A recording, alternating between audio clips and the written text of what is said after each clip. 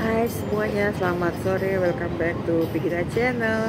Hari ini aku mau bikin video buat by request pesanan kakakku yang kepengen banget dibacain anaknya yang namanya Thalia ya. Nah, Thalia ini memang agak-agak rumit ya gitu. Bukan rumit sih, artinya kita harus benar-benar mengerti dia, karena memang seperti layaknya anak-anak lain yang lahir tahun macan, itu biasanya anak-anak yang lahir tahun macan punya karakter yang agak-agak kompleks dibandingkan dengan anak-anak lain yang lahir di tahun-tahun yang lain. Anak-anak yang lahir di tahun macan itu biasanya sangat-sangat rebellious dan sangat eksperimental. Mereka mau mencoba semuanya, walaupun mereka tahu bahwa yang ingin mereka coba ini mungkin bukan hal yang menyenangkan untuk didengar kedua orang tuanya, dan mereka juga sangat adventurer, gak bisa dibilangin. Semakin dibilang jangan, semakin dikerjain. Itu ciri-ciri anak macan. Dan anak macan ini kalau belum kegigit sama macan yang lainnya itu biasanya belum puas itu ya. Nah, jadi memang agak kompleks. Dan waktu ibunya cerita bahwa ini bukan anak yang muda, aku ngerti banget. Dan anak ini kalau dilihat dari Vediknya, memang ascendennya itu Purnavasu. Purnavasu itu adalah ascenden nakshatra yang biasanya dia punya kesempatan berkali-kali. Jadi alam semesta sangat murah hati sama dia, sehingga kalau dia melakukan kesalahan atau dia kenapa-napa, dia selalu diberikan kesempatan kedua dan ketiga. Ini bisa terlihat bagus untuk beberapa hal, tapi tidak bagus untuk beberapa hal juga. Contohnya untuk pernikahan, biasanya kalau ada nakshatra Purnavasu, apalagi Purnavasunya itu ada di 7 house, nakshatra di 7 house, biasanya tidak buang, itu pernikahan bisa terjadi berkali-kali ya. Dan untungnya ini ascendennya Purnavasu, jadi Purnavasunya tidak terjadi di 7 house ya. Walaupun 7 house-nya sendiri itu sungguh mengkhawatirkan, dimana di 7 house-nya itu di house kaca pasangannya ada Mars, ada Sun, ada Pluto, ada Rahu, dan rasinya itu Sagittarius. Sagittarius itu double body karena badannya kuda, kakinya badannya kuda, kepalanya orang gitu ya. Jadi harus hati-hati, anak ini akan melalui pernikahan yang tidak mudah, akan punya pasangan yang rumit sekali. Pernikahannya akan penuh kekerasan, mudah-mudahan saya salah. Pernikahannya akan banyak masalah, dan akan ada dominasi di sana. Dan rasi yang double body di 7 house itu mengindikasikan adanya pernikahan yang lebih dari sekali ya. Dan karena Sagittarius sudah biasanya pernikahan yang lebih dari sekali itu disebabkan adanya orang lain gitu ya, ada gangguan orang lain biasanya. Jadi saya sangat khawatir ini untuk adik kita ini. Mudah-mudahan adik kita ini bisa mengatasinya ini, karena ini tidak akan mudah buat dia. Jadi mungkin kedua orang tuanya bisa menanamkan dari sekarang, walaupun anak ini masih kecil ya, mungkin mudah-mudahan orang tuanya bisa menanamkan cari suami yang benar tuh gimana sih, cari pasangan yang benar tuh gimana sih, ngelihat laki-laki itu bagaimana sih, karakter laki-laki yang bagus tuh seperti apa. Jadi memang harus ditanamkan dari sekarang supaya dia punya screening tersendiri dari dia muda. Oh, laki-laki yang seperti ini nggak bagus buat aku deketin. Oh, aku nggak bagus buat bergaul dengan yang seperti ini. Jadi aku khawatir sekali ya. Dan anak ini juga yang mengkhawatirkan itu fourth house-nya itu ada Saturn di sana. Dan ini adalah tentang ibu dan aset keluarga. Jadi memang anak ini walaupun di situ astavarganya besar ya 36, memang dia punya ibu yang luar biasa, tapi dia tidak bisa get along dengan ibunya ya. Dan kalau melihat astavarga yang 36 yang besar sekali di sini, menandakan ini anak nanti bisa berbisnis properti atau bisa mengelola aset keluarga, bisa dipercaya untuk mengelola aset keluarga dalam hal tanah, bangunan, kebun yang seperti itu ya. Dan yang sebenarnya juga bagus sekali anak ini, Venusnya itu ada di Libra ya, Libra itu own house. Jadi anak ini sepertinya bisa bisnis-bisnis yang spekulatif nantinya. Jadi bisa bisnis kayak trading saham, kripto, atau mungkin niru ibunya ya, trading yang sifatnya komoditi gitu. Jadi memang bolehlah anak ini. Anak ini yang aku lihat sih kayaknya nanti lebih ke bisnis daripada ke ke kerja kantoran ya, karena dia itu first house-nya itu Gemini gitu ya, dan 10 house-nya itu Pisces. Pisces itu air, movable sign ya. Jadi sepertinya dia lebih cocok berbisnis daripada kerja kantoran ya.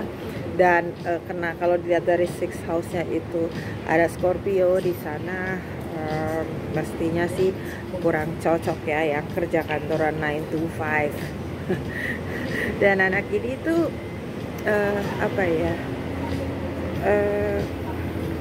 second house-nya itu Cancer ya, Cancer, dan ada Moon di sana, dan itu tentang keluarga. Jadi memang anak ini dibesarkan di keluarga yang ibunya dominan ya, dan peran ibu tuh luar biasa banget. Dan mestinya dari sekarang ibunya juga mengajarkan persepsi tentang uang yang baik. Saya rasa kakak juga bisa mengajarkan persepsi uang yang baik sama dia, karena itu tempat yang bagus sekali buat dia di sana. Nakshatranya Aslesha.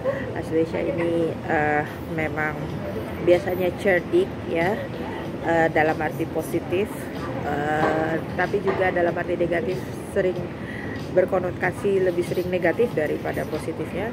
Ini anak nanti bisa jadi pebisnis yang menghalalkan segala cara, agak licik gitu ya.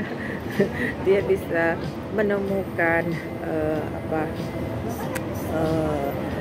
cara untuk mendapatkan yang dia mau, baik cara benar maupun cara nggak benar gitu. Jadi Aslesha ini memang biasanya nakshatra pebisnis ya, jadi bukan nakshatra leader. Dan anak ini juga kena ascendannya Gemini, jadi ini anak bisa bermuka dua ya. Dan anak-anak punya skill untuk playing victim. Ini anak punya skill untuk mengadu domba kali ya itu. Dan ini anak bisa punya skill berdiplomasi dalam arti baik ya, untuk mendapatkan yang dia mau. Dan hati-hati dia karakter yang bisa mengadu domba untuk mendapatkan yang dia mau. Takutnya ayah dan ibunya diadu domba ini. Nah, anak ini harus dilatih disiplin waktu karena ada kecenderungan untuk susah tepat waktu. Anak ini tidak praktis, ya, tidak efisien dalam mengelola waktunya. Anak ini juga cepat capek, dan anak ini ada problem pencernaan, ya. Jadi dari muda dia nggak terlalu bisa makan makanan tertentu, ya, karena pencernaannya sangat-sangat sensitif, dan harus dalam medical astrologi hati-hati dengan sistem reproduksinya. Saya melihat ada gangguan dan quite serious karena Marsnya ada di 7 house, jadi kelemahannya ada di sistem reproduksinya. Ada Rahu di sana, hati-hati, harus sering-sering pap smear nanti, harus